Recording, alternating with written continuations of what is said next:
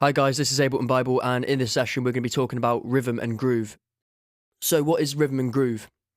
The best way of really explaining it fundamentally is if we think of a drummer playing a drum kit. So all the different drum heads are a slightly different distance away from the drummer, and he's got to move his arms around to hit them all in time. And as he's doing this, he's adding a little bit of a delay between when he hits certain drums, and there's going to be a natural rhythm that's made. There's going to be a off-the-grid pattern which is formed by the way he plays the drums, and that is fundamentally what rhythm is. So what I'm going to do now is I'm going to play you two tracks that I think have got a really carefully constructed groove, and the way they've done this is using things like bongos as a bass instrument as well as a bass, and carefully interplaying that against the drums to get a nice bouncy groove going.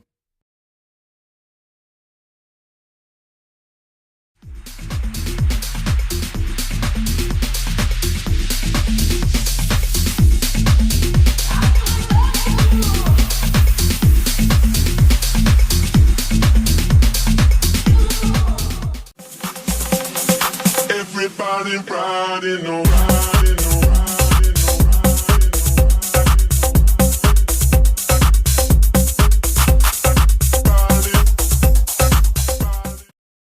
So as you can imagine, there's actually a lot more to it than simply the timing. So there's things like the note length, the velocity, the positioning, and to a small extent as well, the pitch and the interplay between the drums and whatever other instrument is trying to define the groove.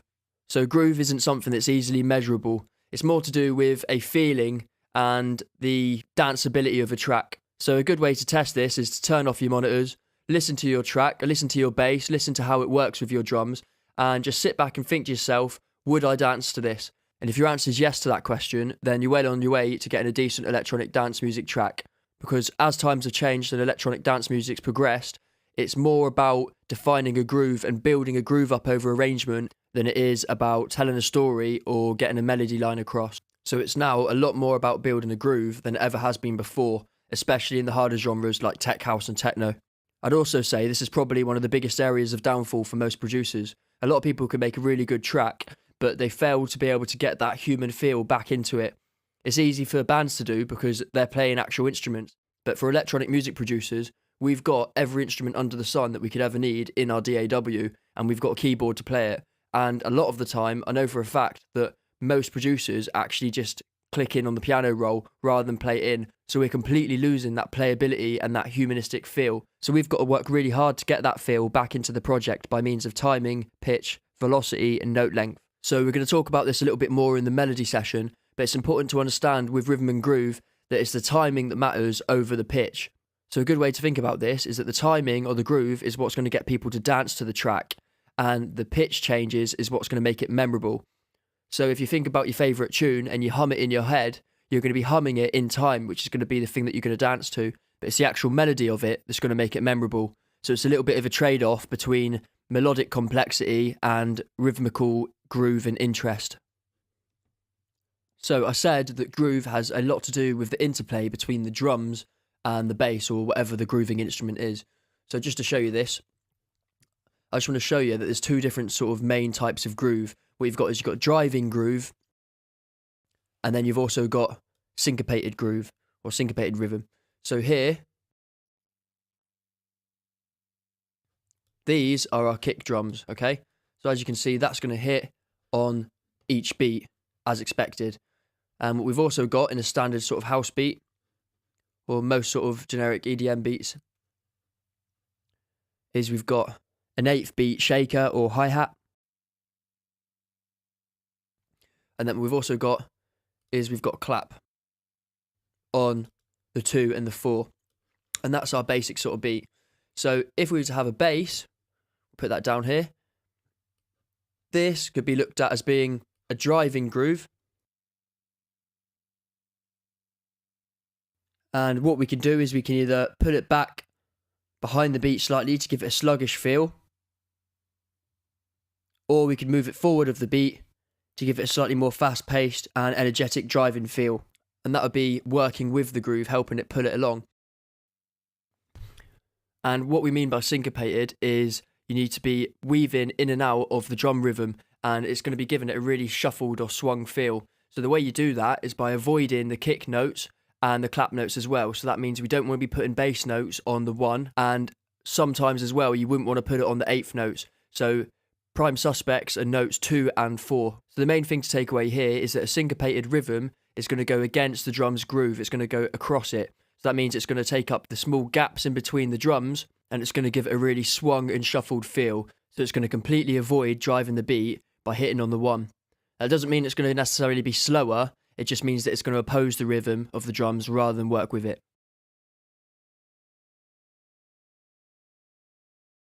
So what I'm going to do now is I'm just going to show you the two differences between a driving groove and a syncopated groove. So what we've got here is we've got our driving groove, and what we've got here with the FM bass is a syncopated groove. So just looking at the notes, these two, one's playing high and one's playing low. But what I've done is I've put the high notes into the low so you can just see what's going on. So as you can see, it's not completely driving because of the placement of the notes, but if you look at this one here, this is pretty much the same as having it on the first beat. Because of the way the kick drum comes in, you're not going to hear that bass under the kick drum anyway, so it's just an alternative way to side chaining. And then we've got one on the 8th note, the 8th note, and the 8th note again. So it's still going to give it a bit of a driving feel. And then we move over to the FM bass, and what we've got here, we've got this 16th note here, and because of the timbre of the bass, this is actually going to poke through a bit more and add to being a bit more of a syncopated rhythm. We've got our 8th notes. We've also got this 16th note over here, and these two A sharps are going to be the real contributing factor to the swung feel of this second bass. So I'm just going to play both of these now, starting with the driving one.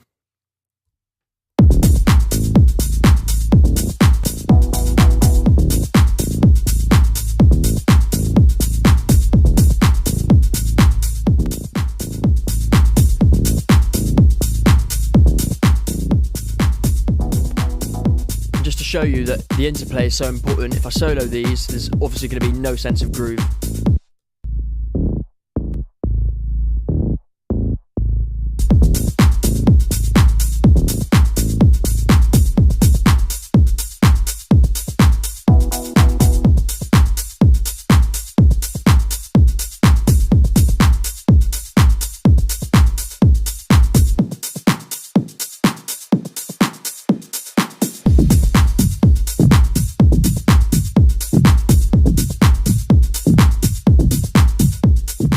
Concentrate on these two A sharps, we can hear how they're crossing the rhythm of the drums, and they're really bringing a syncopated swung groove to this track.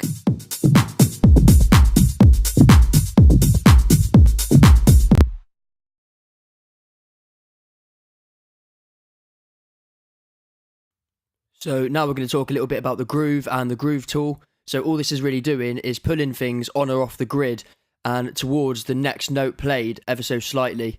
So I'm going to use drums to demonstrate this because it's a little bit simpler to understand rather than using a bass.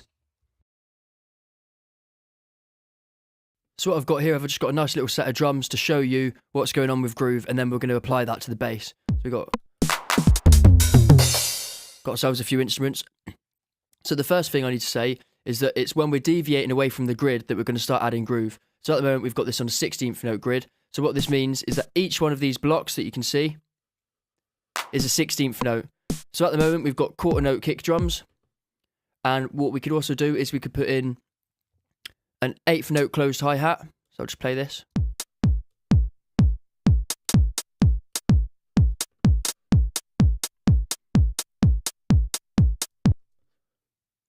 And we could put in another quarter note clap or snare.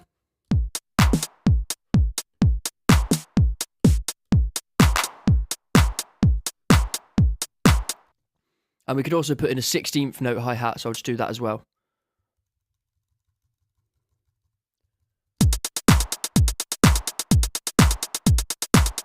So for now, I'm just going to mute them.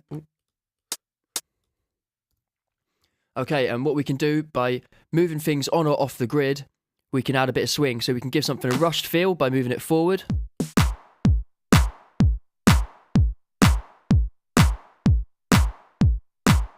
You don't want to go too much. I'd say that's about the limit. Or we can give it a more lazy or sluggish or slower feel by going the other way.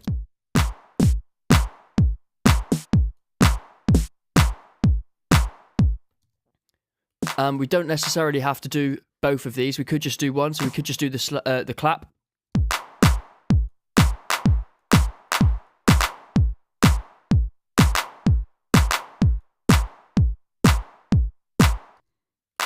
And what that's going to do is that's just going to let the clap transient through before the snare, but that's more of a drum thing that we'll cover in the drum session. So we've done that with quarter notes. We can obviously also do that with 8 notes and 16th notes. So if we play our 16ths. And the thing with groove is that it needs something to be compared to. So at the moment, this is getting compared to our kick drums. Whereas these, they don't have anything like that. So you only do every other. Because if you think about when a drummer's playing, it's only every other hit that's going to be a different timing. So in this case, our bass is 16ths. So we change every other 16th. And if our bass was 8th, so we change every other 8th. So if you just listen.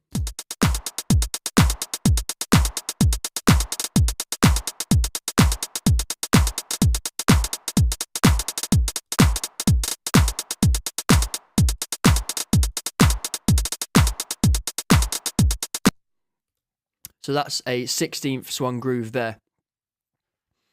And now that I've explained that, what we're going to do is we're going to see how this translates to the bass.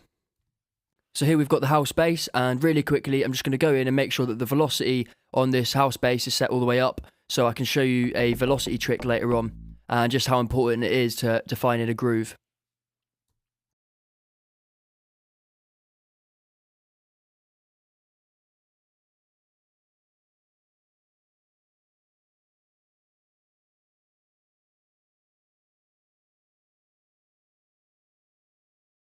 Okay, so now we'll just play our drums.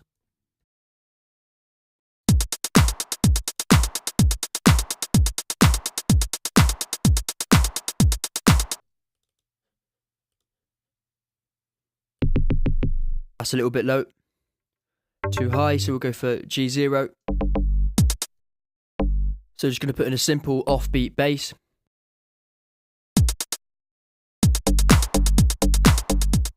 And this is now being compared to our drums. So what we can do is we can use the track delay, and we can change the groove using this. So faster.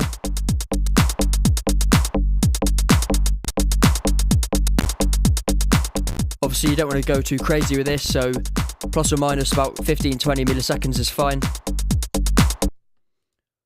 And if we put in a few more notes, so we'll just double that up. Just like I've shown you before, we can grab these second notes, these second 8 notes, we can shorten them right down, and we can now pull them either back or forward. And this is going to humanise the bass as if it's being played, and the second note is either sluggish or faster than the first. So we also know that the note length matters as well, and that's why we need to be aware that this note length is going to be the note on message, and then it's going to go along to the note off message, and then this is where the release is going to be. So if we've got our sustain parameter set all the way down, then the note length isn't going to matter, because it's just going to decay for a set time, and then it's going to be completely off.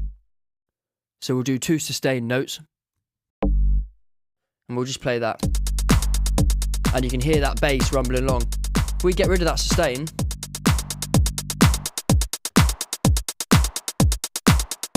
you can't even hear it. It is there, but it's being masked by the kick, just to show you. So now it's just an AD envelope instead of an ADSR envelope. All we're hearing is the attack and decay phase. We're not hearing any sustain because it's set to 0. So therefore, it's going to completely ignore the note length. So with bass, this is really important. And what we can do is we can bring that sustain back in. Now, it doesn't matter how long the note is, you're not going to hear the sustain. But if we bring this back up,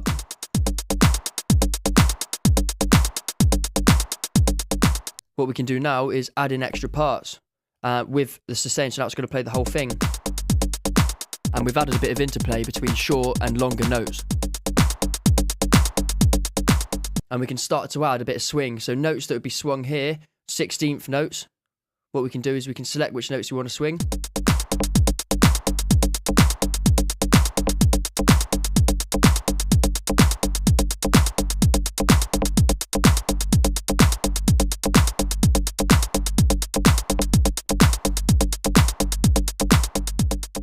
So another thing I want to show you quickly is velocity and pitch and how that can help the groove.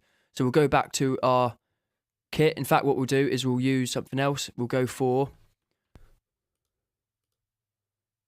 Insert MIDI track. Simpler.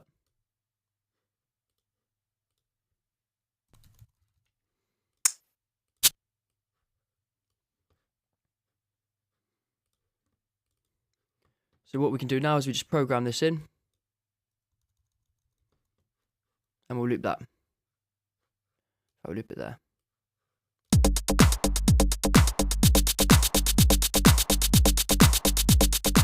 And what we can do now, so if we bring it down on the first note slightly, what that is going to do is it's going to give us a little bit more headroom for other parts to hit on the very first beat. Remember, we've got a lot of things hitting on the beats.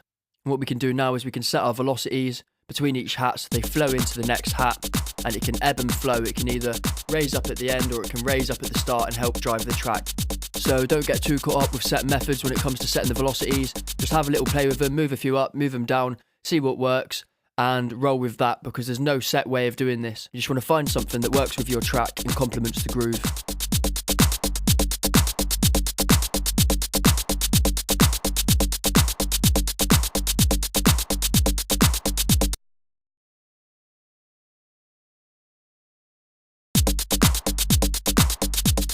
And what we've learnt so far, combined with timing, really makes what was quite boring into something that does have a nice little shuffle to it. So now if we take that, what we know there, and we use it on the house bass, just going to get rid of that. So we can start off by moving a few notes about. Just going to duplicate this out, move a few more. These sort of help the track to roll into the next bar. A little bit of a turnaround or a fill. We can shorten some of these notes.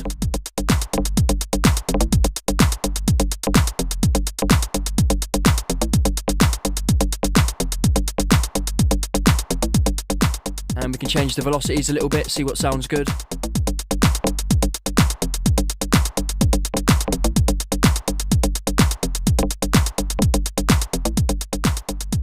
And now we're slowly starting to get a bit of a groove into what was quite just a lifeless MIDI pattern. So what we're going to talk about next is genres and the different types of kicks and basses, and how one sound can be idiomatic to a certain genre. So what that basically means is a certain timbre of kick can only go with a certain timbre of bass or a certain genre of bass. And once we know these, then we can begin to explore them, but we do need to stick to these sort of defined rules when we start off, else it's going to take us a long time to get our feet off the ground. So we need to think of this not only in terms of the timbre of each sound, but also in the positioning. So we've got a techno project here, and with most instances of techno, it's got to have a very, very specifically tuned low end. So we've got heavy kick and we've also got heavy bass, and these need to be keeping out of each other's way. But we also need it to drive the track along. So what we tend to find is that we end up using a offbeat or a strong on-beat pattern to drive the track along, but they need to make sure that they don't conflict with each other, either by means of sidechain or the metrical positioning. But fundamentally, the point I need to get across here is that a syncopated rhythm wouldn't really work with techno, and likewise, a driving rhythm wouldn't really work with house unless it was tech house. And that goes for note lengths as well. So with techno, you're probably going to have quite a heavy sub, so that's going to be doing longer notes, so you can make sure you hear that sub properly. And then on top of that, you can start to add other layers of things like bongos and toms and whatever percussion you want to help keep the groove where it needs to be with a nice fast tempo.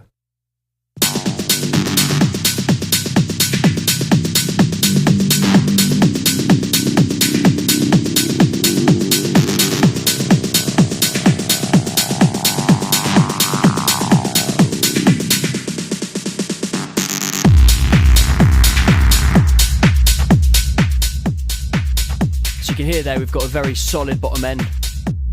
If I just solo the low end bus, you can hear you've got your kick and then you've got your reverb bass, which we're going to go through in the synthesis and processing sessions later. So it's pretty clear to see that if you put a fairly syncopated house rhythm into that, or change the kick drum or the bass for a house bass, then it isn't going to work. Techno is very specific in the sounds it uses and the patterns it uses, and as is house and tech house. Each one has their own set of rules that need to be followed. And then once you know those rules, you can start to branch out and try out different things. Okay guys, so sorry about the project hopping, but I just want to take a little trick to show you. So what we've got here is we've got some drums. So So with this kick, we can hear it's got quite a defined mid-range, and we can hear it pitching down. So this has been made with a sine wave generator layered with a 909. So that's going to punch through nicely with all of that body, so it's perfect for the house music genre. We can also hear our bass. Lots of sub going on with a bit of EQ on it. But it's also got quite a bit of movement as well. So what we're now going to do is we're going to go into this drum clip and we're going to use the groove to help us build the bass.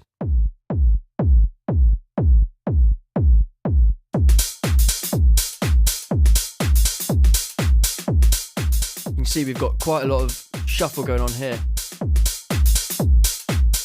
So what we're going to do is we're going to steal that. And now we can start building our bass MIDI pattern. We're not going to need any of this because that's just the kicks. That's the claps and snares. So the main things we're looking at is the percussion, and there's not really, that's a straight 8th note. There's a good bits on there and there's some good bits on there. So what we can do is just play that and see how it's sounding.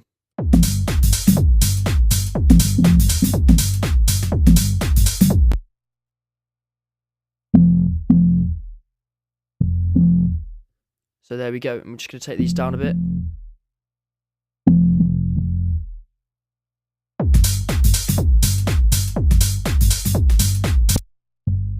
I'm just going to make a few little edits.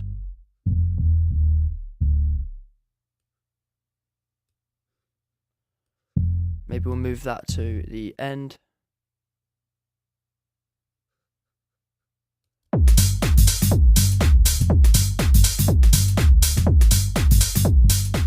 And this bass has been set up so it's velocity sensitive, so we'll just have a little play with the velocity setting and see what's working. We'll listen how it changes the timbre.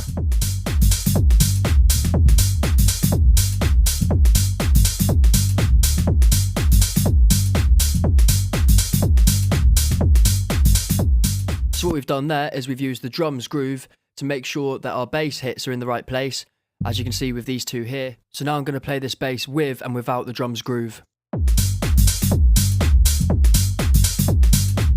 So this is without.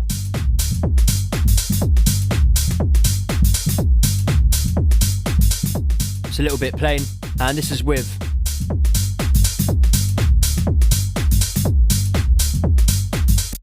So you can hear how that's really adding a little bit of energy to the track. You can also see why it's important to have interplay between the drums and the bass, and why they need to be cohesive with each other in terms of the groove. So we've been talking in terms of the bass driving the groove by going on the 1, or also by adding syncopation to the groove by going over the kick. But we also need to try and plan in a little more depth than that as well. So we need to think in 2 different domains. We need to think in the time domain, as in where are there going to be gaps in the arrangement that need filling, where we can put a bass, and where is the bass going to have the most prominence and power. And also we need to think about it in the frequency domain, which will be covered more in the melody section. But that's which notes can be put into the bass line without masking other frequencies or getting in the way of other instruments. So the reason I mention this is because usually what you're going to have to do is make your drums before you make your bass, because they need to work together. And if you overdo the drums and you just keep putting loads of different samples in or loads of different patterns, then there isn't going to be any space for your bass to come through. You want to keep your arrangement quite sparse to start with, and then you can start to add stuff at the end. The reason this works is because sparser tracks tend to have a lot more power about them. And the reason that is because when we're listening to music, we're comparing loud to some sort of reference level, which is silence. So if there's no silence in the track, then there's absolutely no comparison to make. You need to have time for your speaker cones to go back to 0, to go back to their standard position. If you've got a constantly loud sound, like loads of snares and hats and kicks and stuff going on, then there's no room for your bass to come in as well, while still having impact. So it's a little bit of trade-off between impact and how much stuff you want to cram into the arrangement. So another point is how the timing and note length is going to affect the mood of the music. So I'll just show you a little example. Get rid of these and just play it. So we could have something that just carries on like that, and that's going to keep a fairly fast pace. So if we listen, quite a repetitive nature. Or if we wanted to slow it down, then we could have a sort of call and response. So it's going.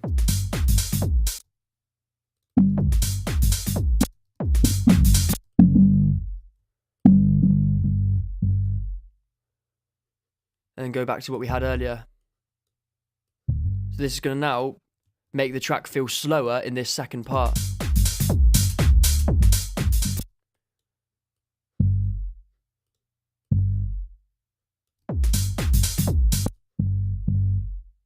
There we go.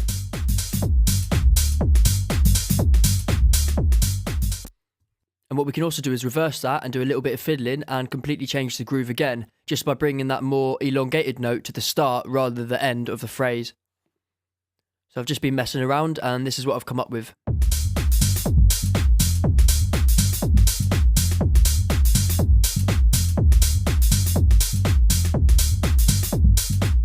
So now we're going to look at different ways we can play the groove in, because so far all we've really focused on is me clicking away with the mouse, and it's not exactly very inspiring. And each one of these playing methods has its own advantages and disadvantages. So hopefully if you give them all a go, then you're going to find one that works for you and come up with something that you wouldn't normally come up with using your standard method. Okay guys, so the first method I'm going to do is just plain and simple, playing in on the keyboard. So when we do this, we need to go to edit. So record quantization, just make sure that's turned off. So what we play in is exactly what we get. So that way, if we have any happy accidents, then we can keep them. And then what we can do is we can quantize it afterwards if we do have any hiccups with timing. Okay, so let's give it a go.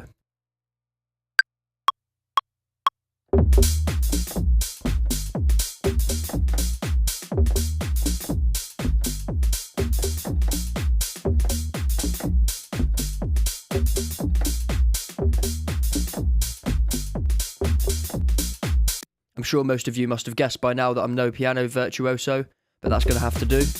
And what we can do now is we can select all of that and press quantize or command shift in U, and it opens up the quantize settings just so we can tighten up that performance. So the advantages of this method is that it gives us our velocity values and more humanistic timing, and the disadvantages are if you're not very good at playing piano, then this can be quite fiddly and time consuming as opposed to just playing it in with the mouse. Okay, so for this next one, what we're going to do is I've got some pads set up. So if you just have a listen. Oh, wrong octave. This is just on a little set of pads I've got as a MIDI controller. And the good thing about pads is they're a little bit more responsive. And what you can do is set them so you can push multiple pads and get the timing right rather than the actual pitch. It's more to do with the timing than it is to do with the pitch. So I'm just going to play them in now. And this is why I choose pads over a keyboard. You might have to bear with me with this because although pads are a bit more responsive, I am also recording this for the screen recording, so there's a little bit of a latency going on. So we might have a little bit of timing issues when I try and play in, but I'll give it my best shot.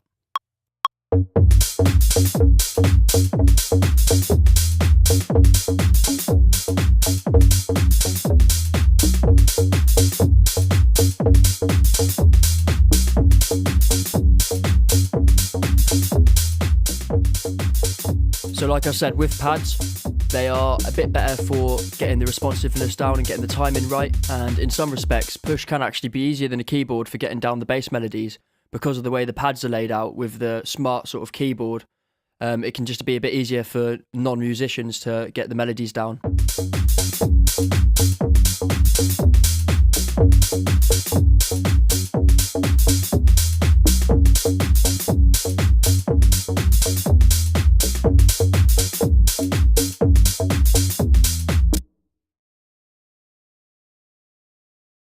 In some cases, you might have a really good idea in your head, but you're struggling to get it out of your head and into the DAW. You've tried clicking it in with a mouse, but you just can't get the timing right.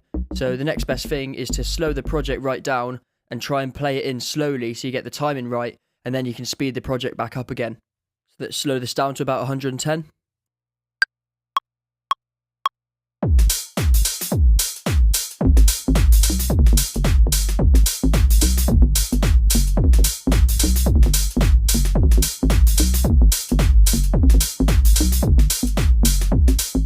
So what we can do is we can just keep doing that until we get a little segment we like, and then we can just loop it up and sort it out. Then we can speed the project back up to its original tempo of 122 beats per minute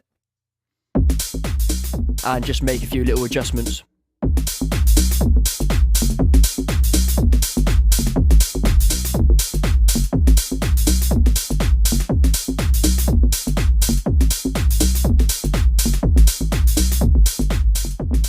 So this method works well for some people. Like I said, if you've got an idea and you can't get the timing right, this is a good way of doing it. For me, slowing down the project actually puts me off, as you probably guessed. But there's a different technique out there for everyone, so I thought I'd show you it.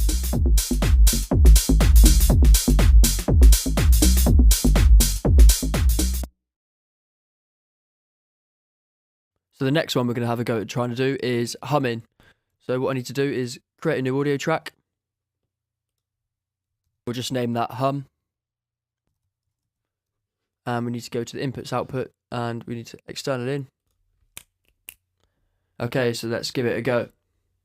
Okay, so I've just muted the actual vocal track now, so you don't hear a double track of what's actually going on. So you're just going to hear me having a little hum into the project. Bum bum bum bum bada bum bum bada bum bum bum bada bum bum bum bum bum bada bum bum bum bum bada bada bum. So as you can probably tell, I'm not planning on auditioning for X Factor anytime soon.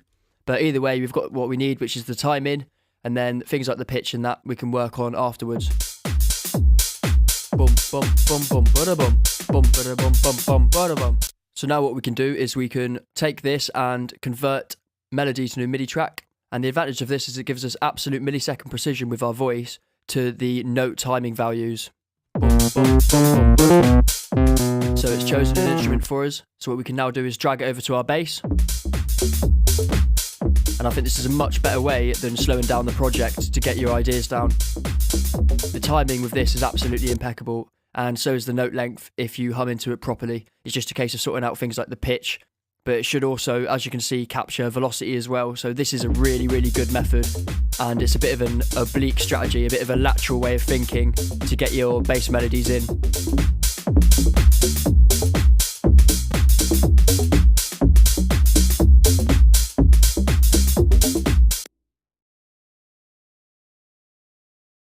So this next one is just plain old mousing in, so we'll just give it a play.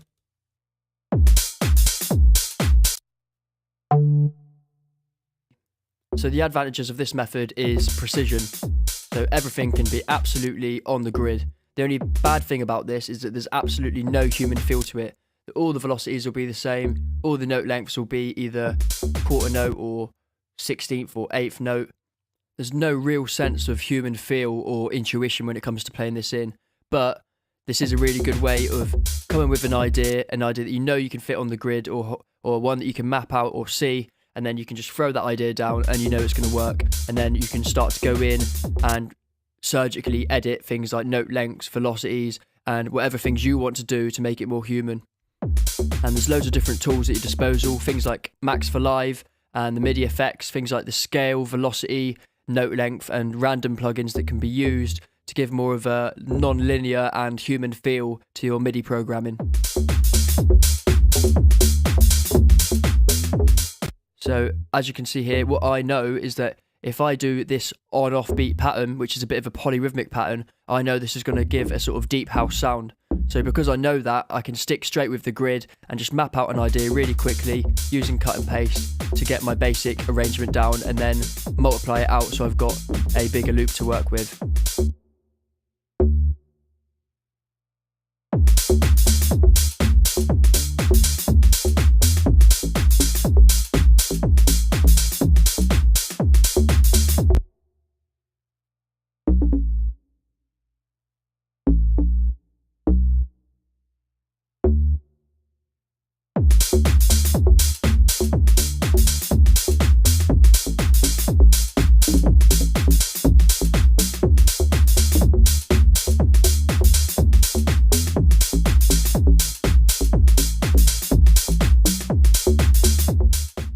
And the final method, if you've got a bit of extra cash, is to get an actual musician to come and play it in.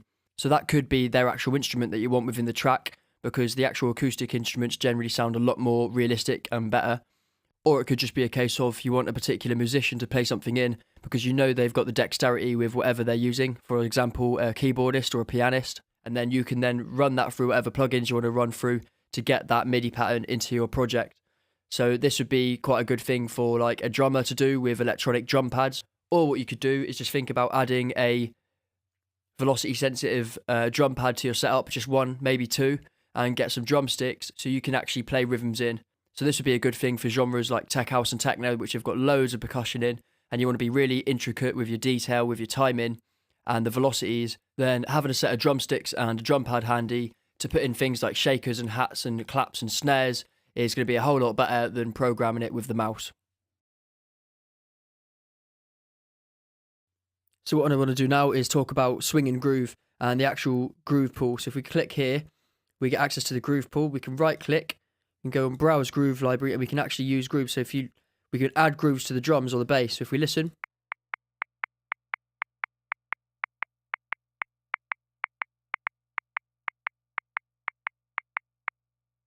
so we can drop that onto the clip. If we click on the clip, we can now control it here. In the groove, we can select which one we want. So we can put a different one into the pool. We can select that one. And then we can control how much of it we want. So at the moment, it's set to 100%. I'll just get rid of that. So what the timing does is it adjusts how much of the actual groove is applied to the specific clips that it's been applied to.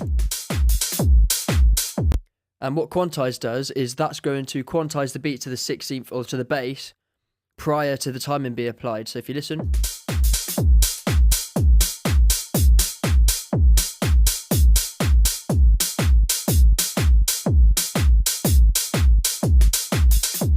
so the bass defines what the actual bass is. So that means what is the groove going to be applied to? Is it going to be applied to 16th notes, 8th notes, quarter notes, etc.?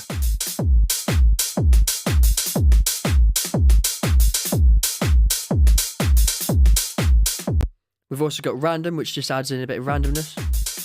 As you can hear, at higher values that gets pretty out of control and not really usable, but at lower values it can really help to add a bit of human feel.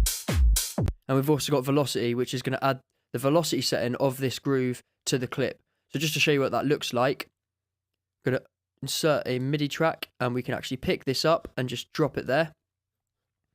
And we can zoom in, and there you go. And as you can see, this actually hasn't got any velocity, but, oh, it's got a little bit. But if we go one that's going to have a bit more velocity, so we'll go for percussion. So you can see there's a lot more velocity going on there.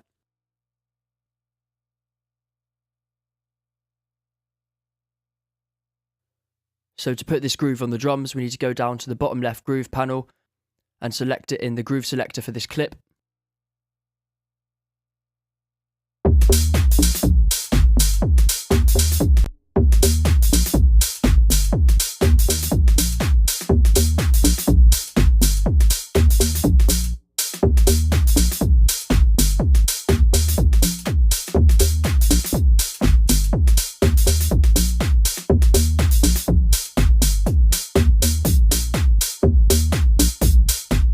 And that's a pretty strange swing going on, but as you can hear, the drums and the bass are working off the same MIDI file now, and you can hear they're grooving together.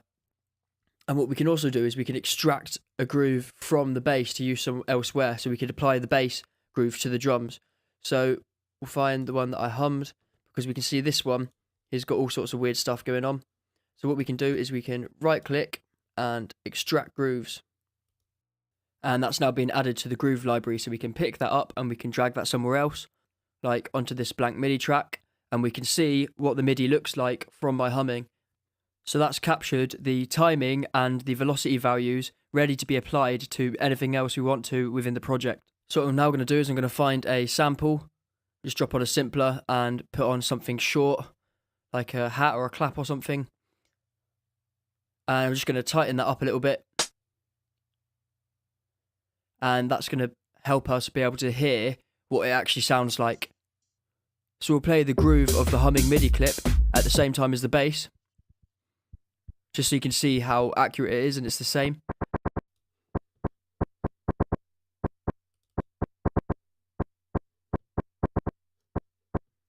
And we can just check that as well. So I'll just play these at the same time now. So that is the groove pool. So in the next session, we'll be taking a look at tuning.